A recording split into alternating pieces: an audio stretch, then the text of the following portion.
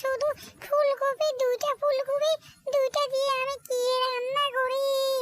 আমার বেড়া কোথায় যে গেল? আমার বেড়া আসুক, তাহলে আমার বেড়া বাজার থেকে কি আনবে সেটা একটু দেখি, তারপর নয়তো রান্না করবো। আর এখন কি রান্না করবো আমার তো মাথাতেই ঢুকছে না। রান্না করার জন্য তো কিছু নেই, ফুলকপি দুইটা দিয়ে কি আর রান্না করা যায়? এদিকে বেড়া যদি খরচ টরচ নিয়ে আসে তাহলে রান্না করবো, আরে না হলে রান্না করবো না। আমার কাছে কি আলসি লাগছে, আমার কাছে প্রচন্ড আলসি লাগছে। একটু আমি কি করি, একটু জিরিয়ে নিলে ভালো হতো না? একটু জিরাবার দরকার না আমার?